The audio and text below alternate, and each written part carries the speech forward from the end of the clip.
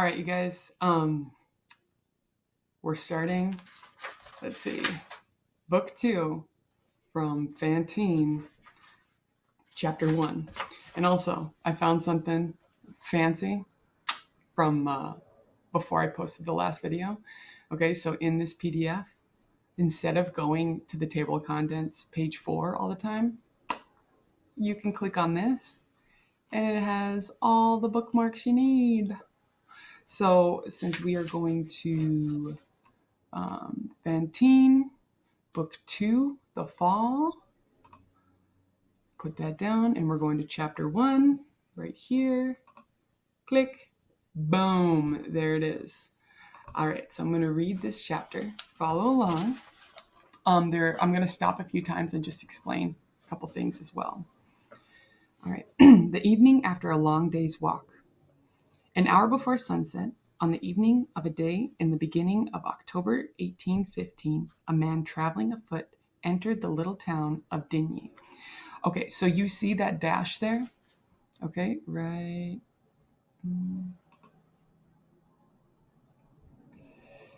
Gosh, right here. Okay, Victor Hugo did that purposely. Okay, his goal was to not necessarily make this just a French novel because he's taking out the name of a French city there. He wanted to make it more relatable. So he thought that if he takes out all the French city names, that'll make it more easy to put yourself in the story. Another reason he did that was because since this is a historical fiction, many of the things that he talks about are real. Okay, I mean, we've already talked about Napoleon, and that was a real man. The city of Digne, that's a real place. There's a lot of things that when he published this, they tried to investigate. So by making it more vague like this, it kind of protected, those, whether he was writing about somebody's specific situations or not, we'll never know because this kind of made it a little bit more anonymous. Okay, so whether you agree with him or not, that's what he did. All right. The few persons who at this time were at their windows or their doors regarded this traveler with apprehension. It would have been hard to find a passerby more wretched in appearance. He was a man of middle height, burly and hardy, in the prime of his life. He might have been 46 or 7. A leather slouch cap half hid his face, bronzed by the sun and wind and dripping with sweat. His hairy chest could be seen through the coarse yellow shirt, which at the neck was fastened by a small silver anchor. He wore a cravat twisted like a rope, coarse blue trousers, worn and shabby, white on the knee and with holes in the other, an old ragged gray smock patched on one side with a piece of green cloth sewed with twine. Upon his back was a well-filled knapsack, strongly buckled and quite new. In his hand he carried an enormous knotted stick. His stockingless feet were in hobnailed shoes. His hair was cropped and his beard long. The sweat, the heat, the long walk, and the dust added an indescribable squalor to his tattered appearance. His hair was shorn, but bristly, for it had begun to grow a little and seemingly had not been cut for some time.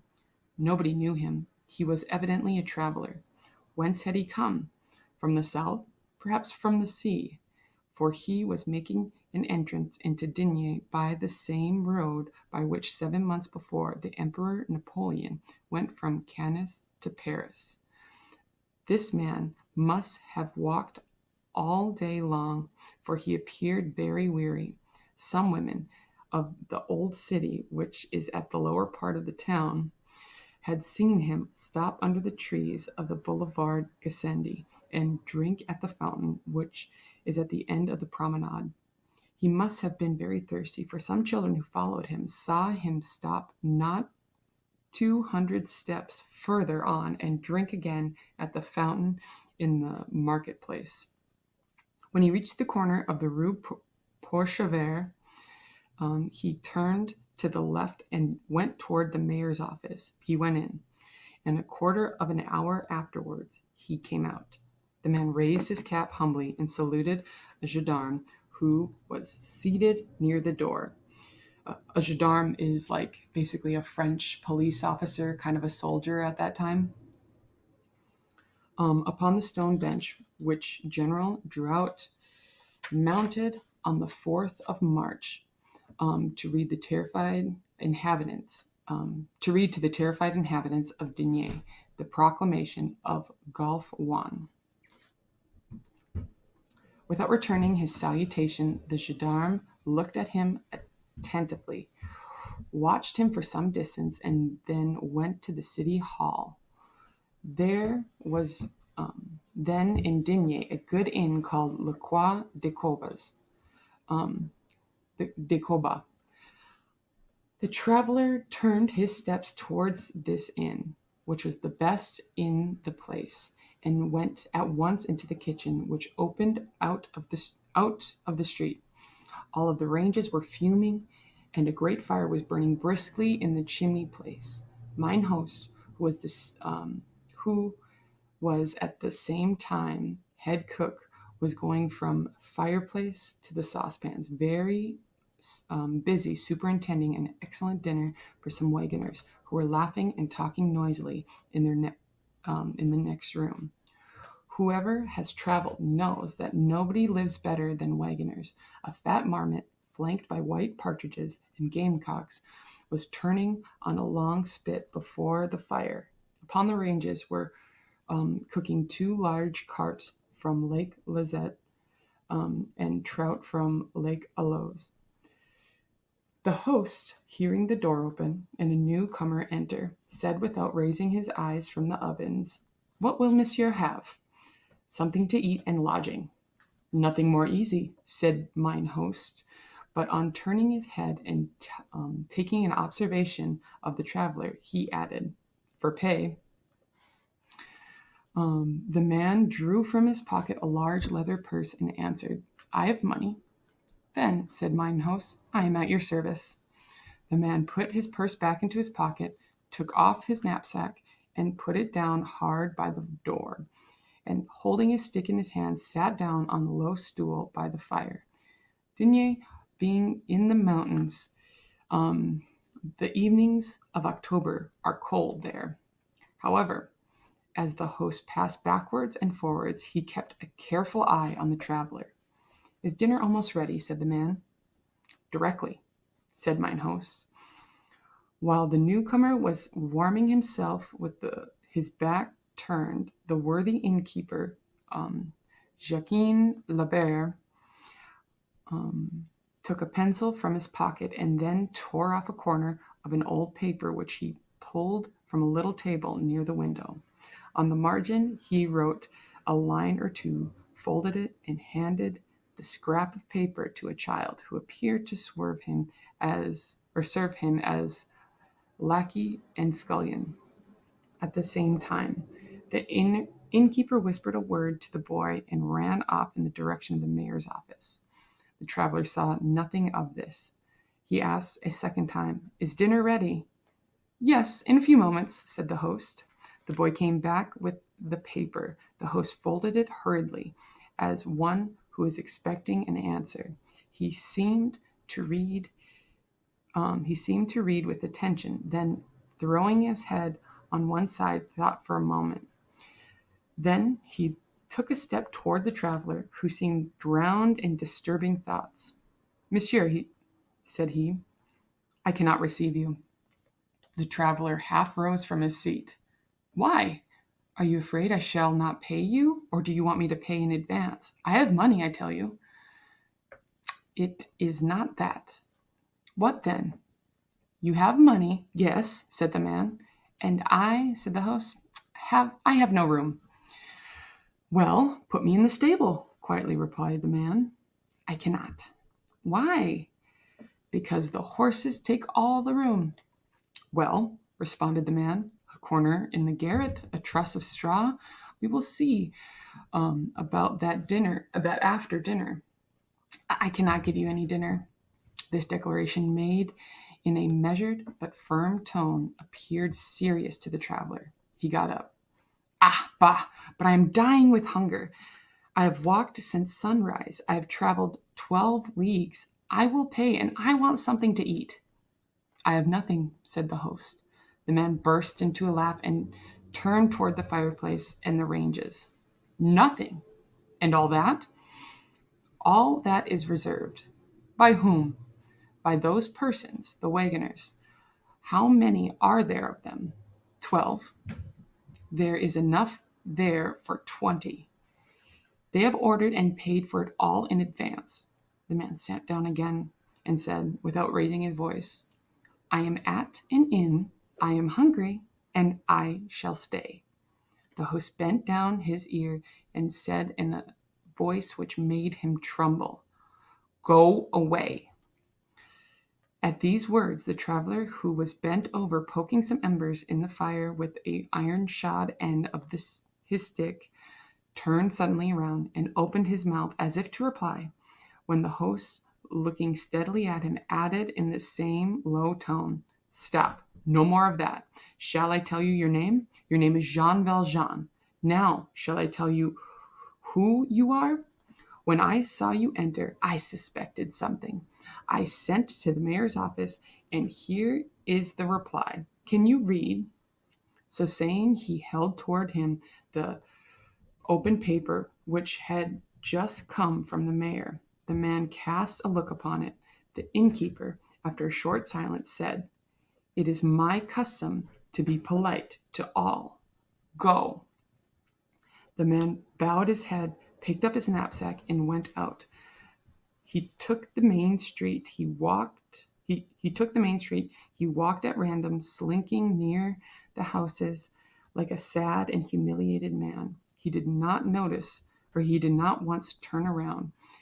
If he had turned, he would have seen the innkeeper of the Wk1 standing in the doorway with all his guests, and the passers-by gathered about him, speaking excitedly and pointing him out.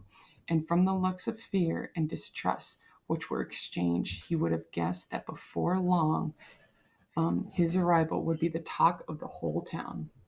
He saw nothing of all this. People overwhelmed with trouble do not look behind. They know only too well that misfortune follows them. All right, so in this section here, can I scroll? What is this doing? Oh yeah, I gotta take this off. All right, so in this section, I know I didn't keep, I gotta erase that. Oop, dang it. Okay, let's, I'm not good at this. Okay.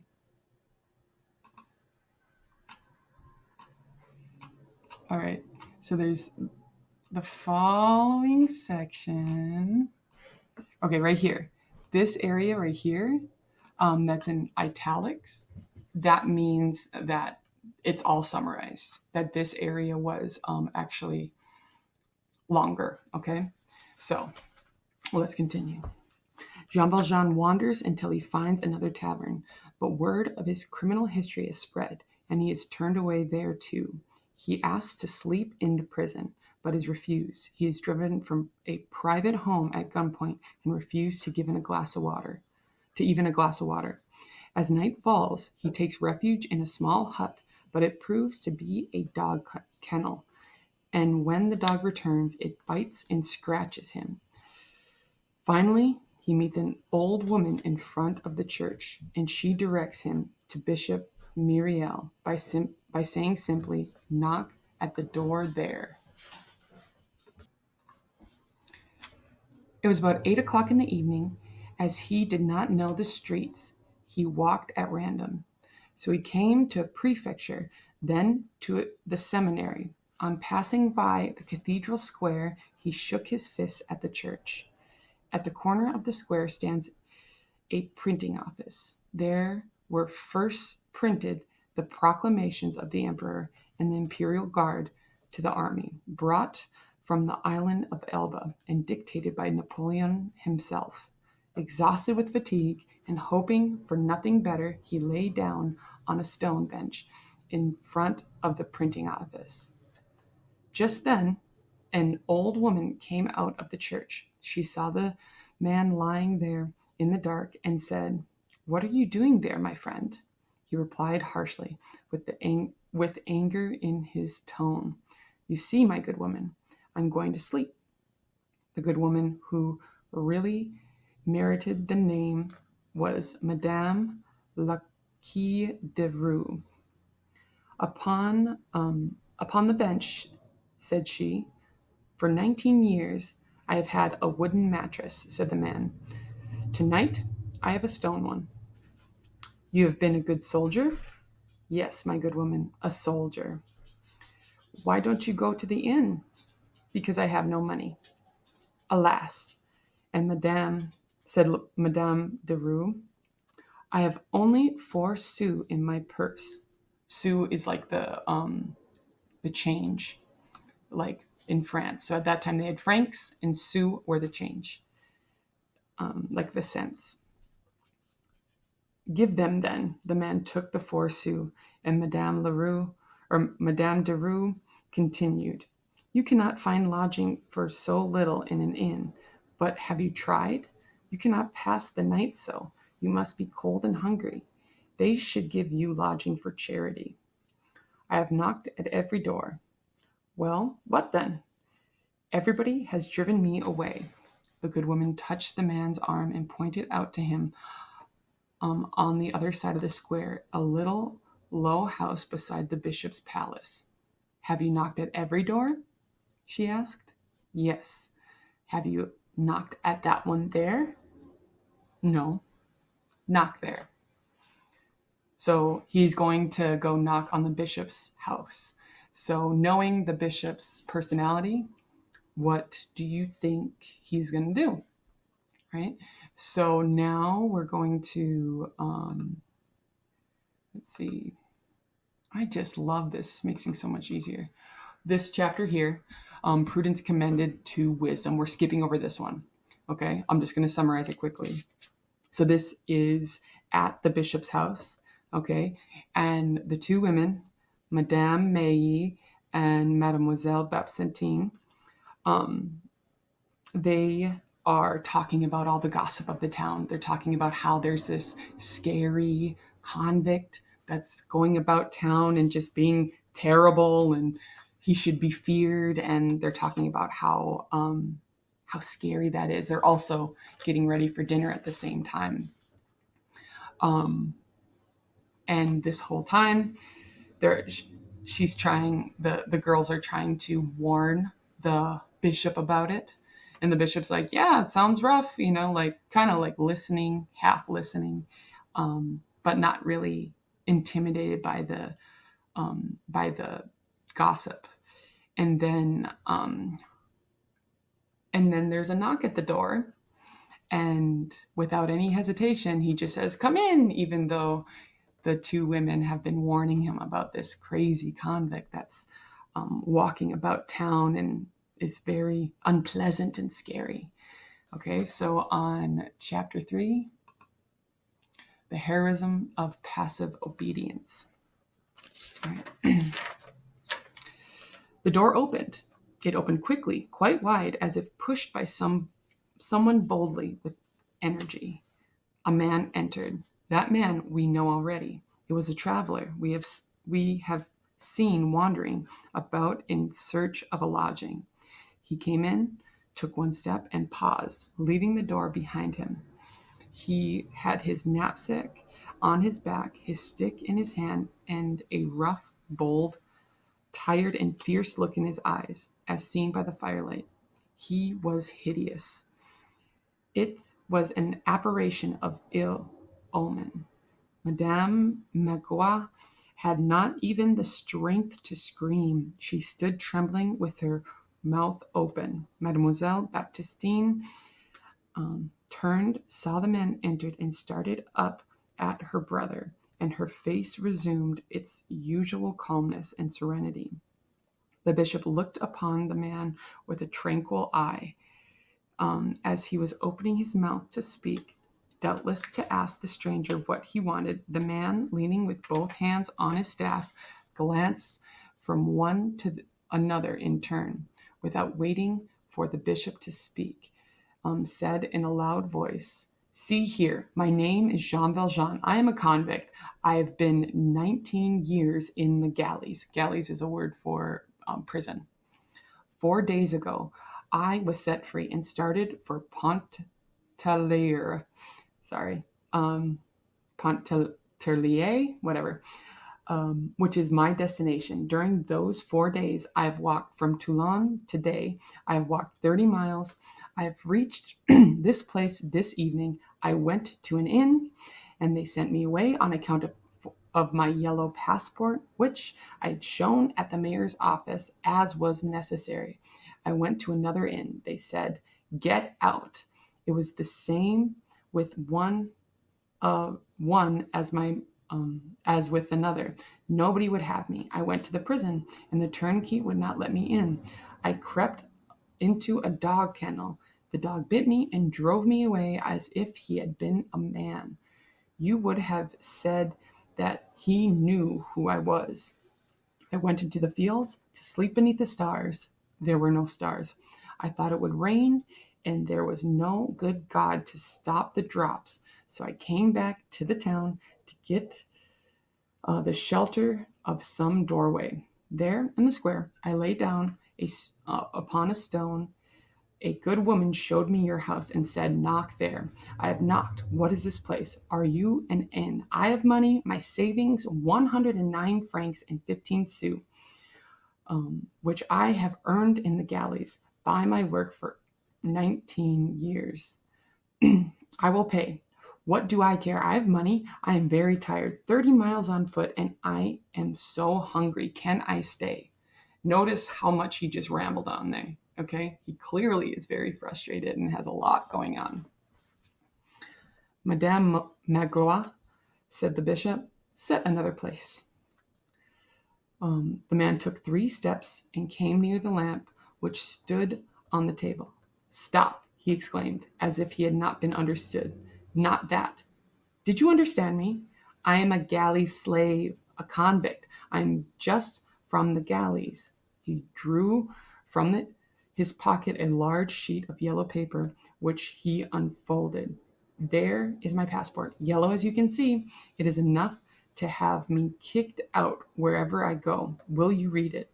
I know how to read. I do. I learned in the galleys. There's a school there for those who care for it. See, here is what they have to put in the passport. Jean Valjean, a liberated convict, native of, I don't know the town. You don't care about that. Has been 19 years in the galleys, 5 years for burglary, 14 years for having attempted 4 times to escape. This man is very dangerous." There you have it. Everybody has thrust me out. Will you take me in? Is this an inn? Can you give me something to eat and a place to sleep? Have you a stable? "Madame Magloire," said the bishop, "put some sheets on the bed in the alcove." We have already described the kind of obedience yielded by these 2 women. Madame Magloire went out to fulfill her orders. The bishop turned to the man. "Monsieur, sit down and warm yourself. We are going to take supper presently, and your bed will be made ready while you sup." At last the man quite understood. His face, the expression of which till then had been gloomy and hard, now expressed stupefaction, doubt, and joy, and became absolutely wonderful. He began to stutter like a madman. "True. What? You will keep me? You won't drive me away? A convict? You call me monsieur, and don't say, 'Get out, dog,' as everybody else does? I thought you would send me away. So I told first off who I am. Oh, a fine woman who sent me here. I shall have a supper, a bed like other people with mattress and sheets, a bed. It is 19 years that I have not slept on a bed. You are really willing that I should stay? You are good people.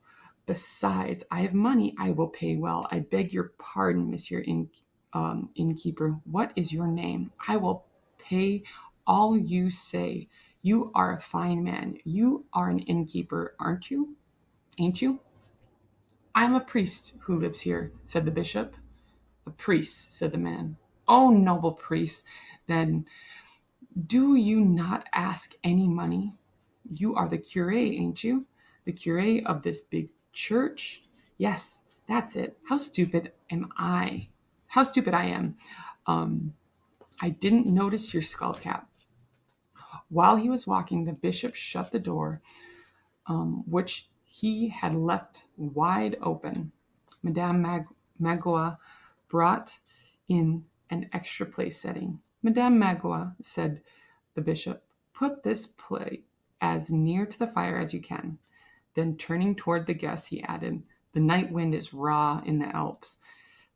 You must be cold, monsieur. Every time he said this word, monsieur, with his gently solemn and heartily hospitable voice, the man's countenance lighted up. Monsieur, to a convict, is a glass of water to a man dying of thirst at sea. Ignominy, thirsts for respect. The lamp, said the bishop, gives a very poor light. Madame Magloire, oh my God, understood him, and going to his bedchamber, took from the mantel the 2 silver candlesticks, lighted the candles, and placed them on the table. Monsieur Curé, said the man, you are good. You don't despise me. You take me into your house, you light your candles for me, and I haven't hid from you where I came from. And how unfortunate I am. The bishop, who was sitting near him, touched his hand gently and said, you need not tell me who you are. This is not my house. It is the house of Christ. It does not ask any comer whether he has a name, but whether he has an affliction. You are suffering. You are hungry and thirsty. Be welcome. And do not thank me. Do not tell me that I take you into my house. This is the home of no man except him who needs an asylum. I tell you who are a traveler, that you are more at home here than I. Whatever is here is yours. What need have I to know your name? Besides, before you told me, I knew it. The man opened his eyes in astonishment. Really? You knew my name? Yes, answered the bishop. Your name is my brother. Stop, Monsieur Curé, exclaimed the man. I was famished when I came in, but you are so kind that now I don't know what I am. That is all gone. The bishop looked at him again and said, you have seen much suffering. Oh, the red smock and the ball and chain, the plank to sleep on, the heat, the cold, the work, the guards, the beatings, the double chain for nothing, solitary confinement for a word, even when sick in bed, the chain. Dogs are better off. 19 years, and I am 46, and now a yellow passport. That is all. Yes, answered the bishop. You have left a place of suffering, but listen, there will be more joy in heaven over the tears of a repentant sinner than over the white robes of 100 good men. If you are leaving that sorrowful place with hate and anger against men, you are worthy of compassion. If you leave it with goodwill, gentleness, and peace, you are better than any of us. Meantime, Madame Magloire had served up supper. It consisted of soup made of water, oil, bread, and salt, a little pork, a scrap of mutton, a few figs, a green cheese, and a large loaf of rye bread. She had, without asking, added to the usual dinner of the bishop a bottle of fine old Mauves wine, The bishop's countenance was lighted up with expression of pleasure, particular to hospitable natures. "To supper," he said briskly, as was his habit when he had a guest. He seated the man at his right. Mademoiselle Baptistine, perfectly quiet and natural, took her place at his left. The bishop said the blessing and then served the soup himself, according to his usual custom. The men fell to eating greedily. Suddenly, the bishop said, "It seems to me something is lacking on the table." The fact was that Madame Magloire had set out only the 3 plates which were necessary. Now it was the custom of the house, when the bishop had any one to supper, to set all 6 of the silver plates on the table, an innocent display. This graceful appearance of luxury was a sort of childlikeness which was full of charm in this gentle but austere household, which elevated poverty to dignity. Madame Magloire understood the remark. Without a word, she went out, and a moment afterward, the 3 plates of which the bishop had asked were shining on the cloth, symmetrically arranged before each of the 3 guests. I gotta go check on the puppy. 1 second. All right, had to change up where I was. The puppies were going crazy. So, all right, so we are skipping the next couple chapters here. Let's see, double check. Okay, so in these chapters, basically what they do is go through the conversations that they have, and how Jean Valjean is kind of gruff with the bishop, and then the bishop shows him to the room that he's going to sleep and everything, and they get to bed about like midnight or something. And then while everybody's asleep, Jean Valjean wakes up, and then they go through kind of his whole life story and how he stole bread to basically feed his sister's children. Okay? And so this is like one of those ethic questions, and how is it okay to steal if you're just like taking care of somebody? Is it okay to steal bread if you're trying to feed somebody, so sustain their life? Okay, that's one of the classic ethic questions. And then he got sentenced to 4 years in jail for that stealing of the bread. And then he tried to escape from jail, and they added more years. And then he tried to escape again and again. And it all ended up being an extra, 15 years. So he was in jail for 19 years total, as we read. And while he was in jail, he developed like a hardness. So his whole reason for going to jail was kind of a noble thing. You know, he was trying to do something for his sister's kids. But once he went to jail, everybody kind of made him a little bit meaner. Okay, all the stuff that he had gone through and all the way he was treated, all of that, he was just kind of became like just angrier, which isn't unusual for a lot of people who go to prison for any reason. So he is just kind of going through that whole thought process and how he doesn't feel deserving, but at the same time, he's trying to take whatever he can get. Okay. So now let's go to The Man Awakes. So that is chapter 8 right here. All right, we're going to read chapter 8, 9, and 10, and 11. What did I say? I think I said that. Oh, yeah. So we got a bit to read. The man awakes. As the cathedral clock struck 2, Jean Valjean awoke. That awakened him. What awakened him was too good a bed. For nearly 20 years, he had not slept in a bed, and although he had not undressed, the sensation was too novel to disrupt his sleep. So he was woken up by his comfort. He wasn't used to being comfortable. He had slept something more than 4 hours. His fatigue had passed away. He was not accustomed to give any hours to repose.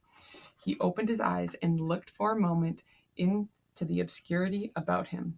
Then he closed them to go to sleep again. When many diverse sensations have disturbed the day, when the mind is preoccupied, we can fall asleep once, but not a second time. Sleep comes at first much more readily than it comes again. Such was the case with Jean Valjean. He could not get to sleep again, and so he began to think. He was in one of those moods in which the ideas we have in our minds are perturbed. There was a kind of vague ebb and flow in his brain. His oldest and latest memories folded about pell-mell and intersected confusedly,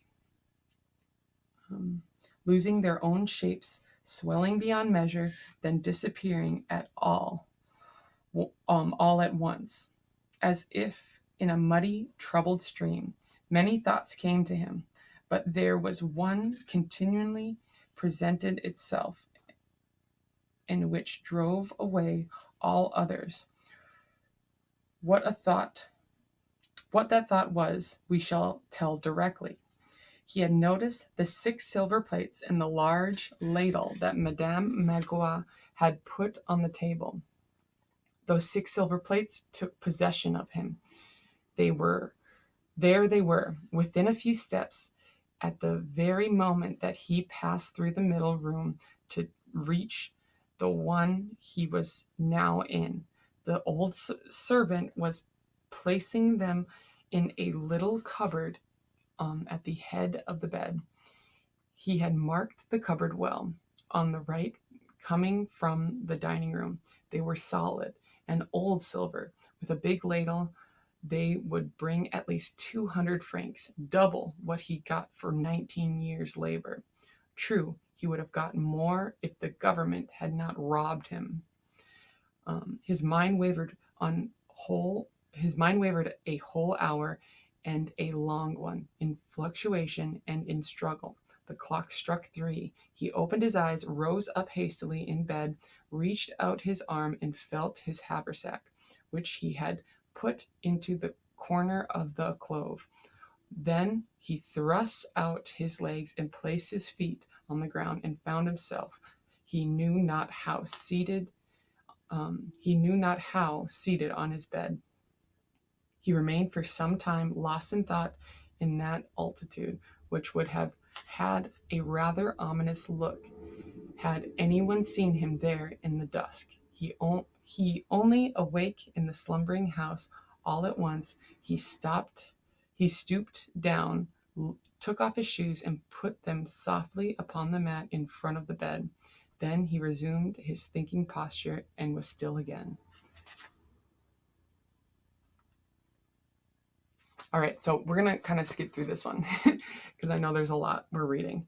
So he basically is just thinking and contemplating about taking the silver. All right. With that silver, he could, get some more money. He could just be better for it. He's only struggling with dealing with the bishop. So he's even contemplating killing him. Okay.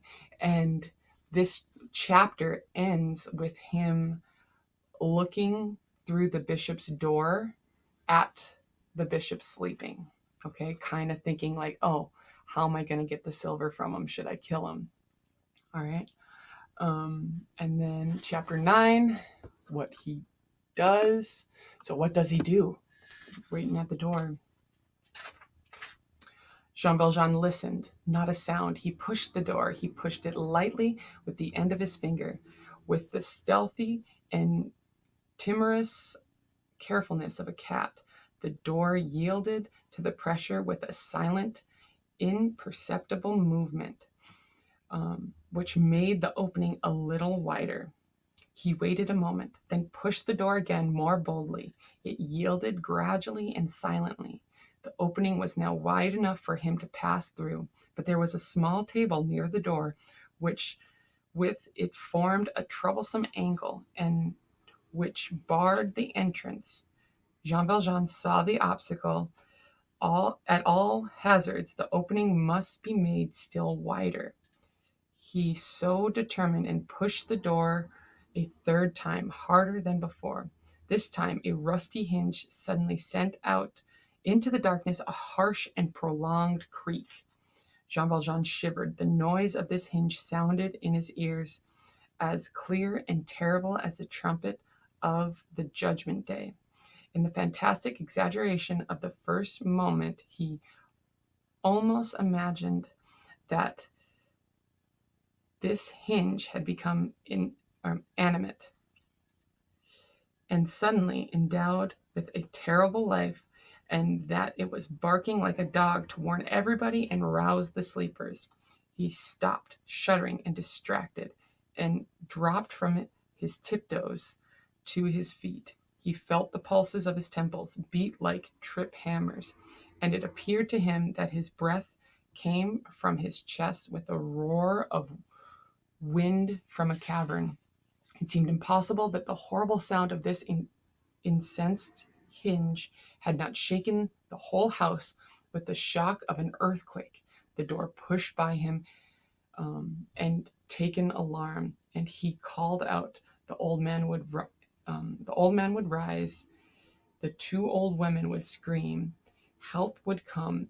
In a quarter of an hour, the town would be alive with it, and the gendarmes in pursuit. For a moment, he thought he was lost. He stood still, petrified like a pillar of salt, not daring to stir. Some minutes passed. The door was wide open. He ventured to look into the room. Nothing had moved. He listened. Nothing was stirring in the house. The noise of a rusty hinge had wakened nobody. The first danger was over, but still he felt within him a frightful tumult. Nevertheless, he did not flinch, not even when he thought he was lost, and not even when he thought he was lost had he flinched. His only thought was to make an end of it quickly. He took one step and was inside. A deep calm filled the chamber. Here and there, indistinct, dim forms, open folios, books piled on a stool, an armchair with clothes on it, a prayer stool, but now were only dark corners and whitish spots. Jean Valjean advanced carefully, avoiding the furniture. At the further end of the room, he could hear the regular, quiet breathing of the sleeping bishop. Suddenly he stopped. He was near the bed. He had reached it sooner than he thought. Nature sometimes joins her effects and her appearances to our acts with a sort of gloomy, intelligent appropriateness, as if she would compel us to reflect. For nearly a half hour, a great cloud had darkened the sky. At the moment when Jean Valjean paused before the bed, the cloud broke as if purposely, and a ray of moonlight crossing the high window suddenly lighted the bishop's pale face. He slept tranquilly. He was almost entirely dressed, though in bed, on account of the cold nights of the lower Alps, with a dark woolen garment which covered his arms to the wrists. His head had fallen on the pillow in the unstudied attitude of slumber. Over the side of the bed hung his hand, ornamented with the pastoral ring, and which had done so many good deeds, so many pious acts. His entire countenance was lit up with a vague expression of content, hope, and happiness. It was more than a smile and almost a radiance. On the forehead rested the indescribable reflection of an unseen light. The souls of the upright in sleep have vision of a mysterious heaven. A reflection from the heaven shone upon the bishop, but it was also a luminous transparency, for the heaven was within him. This heaven was his conscience. At the instant when the moonbeam overlay, so to speak, that inward radiance, the sleeping bishop appeared as if in a halo, but it was very mild and veiled in an ineffable twilight. The moon in the sky, nature drowsing, the garden without a quiver, the quiet house, the hour, the moment, the silence added something strangely solemn and unutterable in the venerable repose of this man, and enveloped his white locks and his closed eyes with a serene and majestic glory. This face where all was hope and confidence, this old man's head an infant slumber, there was something of divinity almost in this man, thus unconsciously august. Jean Valjean was in the shadow with the iron drill in his hand, erect, motionless, terrified at the radiant figure. He had never seen anything comparable to it. This confidence filled him with fear. The moral world has no greater spectacle than this. A troubled and restless conscience on the verge of committing an evil deed, contemplating the sleep of a righteous man. This sleep was in this solitude, with a neighbor such as he, contained a touch of the sublime, which he felt vaguely but powerfully. None could have told what was happening within him, not even himself. To attempt to realize it, the utmost violence must be imagined in the presence of the most extreme mildness. In the face, nothing could be distinguished with certainty. It was a sort of haggard astonishment. He saw it. That was all. But what were his thoughts? It would have been impossible to guess.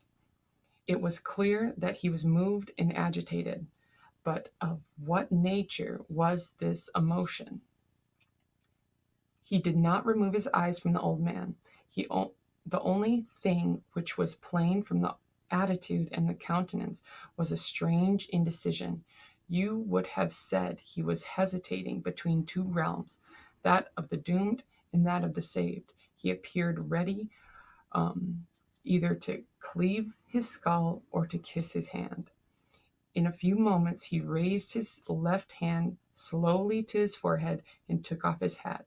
Then, letting his hand fall with the same slowness, Jean Valjean resumed his contemplations, his cap in his left hand, his club in his right, and his hair bristling on his fierce-looking head. Under his frightful gaze, the bishop still slept in profoundest peace. The crucifix above the mantelpiece was dimly visible in the moonlight, apparently extending his arms towards both, with a blessing for the one and a pardon for the other. Suddenly Jean Valjean put on his cap, then passed quickly, without looking at the bishop, along the bed, straight to the cupboard, which he perceived near its head. He raised the drill to force the lock. The key was in it. He opened it. The first thing he saw was the basket of silver. He took it, crossed the room with hasty stride, careless of noise, reached the door, entered the oratory, took his stick, stepped out, put the silver in his knapsack, threw away the basket, ran across the garden, and leaped over the wall like a tiger and fled. Whew. All right. That's the end of that chapter. Chapter 10, The Bishop at Work. Click. All right. The next day at sunrise, Monseigneur Bienvenu was walking in the garden. Madame Magloire ran towards him, quite beside herself. Monseigneur, Monseigneur, cried she, does your greatness know where the silver basket is? Yes, said the bishop. God be praised, said she. I did not know what had become of it. The bishop had just found the basket on the flower bed. He gave it to the Madame Magloire and said, "There it is." "Yes," said she, "but there is nothing in it. The silver." "Ah," said the bishop, "it is the silver then that troubles you. I do not know where that is." "Good heavens, it is stolen. The man who came last night stole it." And in the twinkling of an eye, with all the agility of which her age was capable, Madame Magloire ran to the oratory, went into the alcove, and came back to the bishop. The bishop was bending with some sadness over the coquera de Gouillon, which the basket had broken in falling. He looked up at Madame Magloire's cry. "Monseigneur, the man has gone. The silver is stolen." While she was uttering this exclamation, her eyes fell on the angle of the garden where she saw traces left by someone who had clambered over the wall. A capstone had been knocked down. "See, there is where he got out. He jumped into Cochevalet Lane, and the abominable fellow, he has stolen our silver." The bishop was silent for a moment, then raising his serious eye, he said mildly to Madame Magloire, "Now first, did this silver belong to us?" Madame Magloire did not answer. After a moment the bishop continued, "Madame Magloire, I have for a long time wrongfully withheld this silver. It belonged to the poor. Who was this man? A poor man, evidently." "Alas, alas," returned Madame Magloire, "it is not on my account or mademoiselle's. It is all the same to us, but it is on yours, Monseigneur. What is Monseigneur going to eat from now?" The bishop looked at her with amazement. "How so? Have we no pewter plates?" Madame Magloire shrugged her shoulders. "Pewter smells bad." "Well then, iron plates." Madame Magloire grimaced. "Iron leaves a bad taste." "Well," said the bishop, "then wooden plates." In a few minutes he was breakfasting on the same table at which Jean Valjean sat the night before. While breakfasting, Monseigneur Bienvenu pleasantly remarked to his sister, who said nothing, and Madame Magloire, who was grumbling to herself, said there was really no need even of a wooden spoon or fork to dip a piece of bread into a cup of milk. "Was there ever such an idea?" said Madame Magloire to herself as she went backwards and forwards to take in a man like that and give him a bed beside him. And yet, what a blessing it was that he did nothing but steal. Oh, my stars, it makes the chills run over me when I think of it. Just as the brother and sister were rising from the table, there was a knock at the door. "Come in," said the bishop. The door opened. A strange, violent group appeared in the threshold. 3 men were holding a fourth by the collar. The 3 men were gendarmes, the fourth Jean Valjean. A brigadier of gendarmes who appeared to head the group was near the door. He advanced toward the bishop, giving a military salute. "Monseigneur," said he. At this word, Jean Valjean, who was sullen and seemed entirely cast down, raised his head with stupefied air. "Monseigneur," he murmured, then it is not the curé." "Silence," said the gendarme. "It is Monseigneur the bishop." In the meantime, Monsieur Bienvenu had approached as quickly as his great age permitted. "Ah, there you are," said he, looking toward Jean Valjean. "I am glad to see you, but I gave you the candlesticks also, which are silver like the rest, and would bring 200 francs. Why did you not take them along with your plates?" Jean Valjean opened his eyes and looked at the venerable bishop with an expression which no human tongue could describe. "Monseigneur," said the brigadier, Then that man, then what that man said was true. We met him. He seemed to be running away, and we arrested him in order to see. He had this silver. And he told you, interrupted the bishop with a smile, that it had been given him by a good old priest with whom he had passed the night. I see it all. And you brought him back here? It is all a mistake. If that is so, said the brigadier, we can't let him go. Certainly, replied the bishop. The gendarmes, we can let him go. Certainly, replied the bishop. The gendarmes released Jean Valjean, who shrank back. Is it true that they let me go? Is it true that they let me go? He said in a voice almost inarticulate, as if he were speaking in his sleep. Yes, you can go. Do you not understand? Said the gendarme. My friend, said the bishop, before you go away, here are your candlesticks. Take them. He went to the mantelpiece, took the 2 candlesticks, and brought them to Jean Valjean. The 2 women beheld the action without a word or gesture or look that might disturb the bishop. Jean Valjean was trembling in every limb. He took the 2 candlesticks mechanically and with a wild appearance. Now, said the bishop, go in peace. By the way, my friend, when you come again, you need not come through the garden. You can always come in and go out by the front door. It is closed only with a latch, day or night. Then, turning to the gendarmes, he said, Messieurs, you can retire. The gendarmes withdrew. Jean Valjean felt like a man who was just about to faint. The bishop approached him and said in a low voice, Forget not, never forget that you have promised me to use this silver to become an honest man. Jean Valjean, who had no recollection of this promise, stood confounded. The bishop had laid much stress upon these words as he uttered them. He continued solemnly, Jean Valjean, my brother, you belong no longer to evil, but to good. It is your soul that I am buying for you. I am withdrawing it from dark thoughts and from the spirit of perdition, and I am giving it to God. All right. Monsieur, bienvenue. Giving away his candlesticks. All right. This next section is Petit Gervais.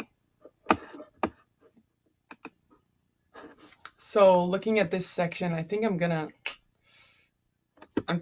summarize this for us too, because I've been reading a long time and I'm tired. Okay. So Petit Gervais is all about what happens to Jean Valjean after he leaves the bishop's house. So he leaves just in a huge hurry, like running away like he stole that silver, and is still like in shock about what all happened, how this all went, and is kind of like he's not sure if he's like touched by it or like humiliated, like because of taking charity. But all in all, he's just kind of in a weird place and doesn't really know what to think of it. He rests in this little like village meadow and is just sitting there trying to kind of collect his thoughts when this young boy kind of goes by, and he's got a 40-cent piece, a 40 sous. And he's like flicking the coin up in the air, catching it, just having fun, kind of like whistling, doing little kid things. And the little boy flicks his coin too far and it rolls away from him, and it rolls right up to Jean Valjean. Jean Valjean puts his foot over it, and the boy comes up and he says basically like, excuse me, can I get my coin? And Jean Valjean is just like, what's your name? And he's like, I'm Petit Gervais. And from there, Jean Valjean just dismisses him and just like, nope. I don't know what you're talking about. Basically, just kind of refuses to answer him. And the little boy is just kind of adamant and asking, give me my coin, please. Hey, my coin. Your foot is on top of my coin. And finally, it comes to a point where Jean Valjean just basically yells at him. He's like, "Are you still here?" And the boy is so afraid that he runs away. And just like uh, a few feet away from him, Jean Valjean can hear the little boy just sobbing and crying because, he was just stolen from. And Jean Valjean just kind of gets lost in thought at this point, and he almost feels like feverish. And he then decides that he will, he's like, oh my gosh, I just broke my promise to the priest. I just did something that was dishonest. So he tries to go to the nearest city or the nearest village and find Petit Gervais so he can give him back the coin. And he goes around and he's asking all these people, Petit Gervais, have you seen him? Petit Gervais. And all these people are like, I don't know what you're talking about. And he goes up to the local priest and asks, have you seen this boy, Petit Gervais? And he's like, I haven't seen anybody. I don't know what you're talking about. And in that moment, Jean Valjean just kind of like collapses and is crying and crying like a child. Like he's so ashamed of his actions because he had promised that he wouldn't he would be honest, even though he didn't directly promise. He was kind of tricked into a promise, but he was trying to live a better life at that point. And he just kind of cried for a long time, and then made his way back to the palace, the bishop's house, and kind of passes out in his at his doorway. And that's where that chapter ends. It ends with him deeply, deeply regretting and repenting for stealing from this little boy. So this is where we're going to end for today. It's been a long lesson. I'm going to try to shorten stuff up from here on out, but here goes. Thanks, guys.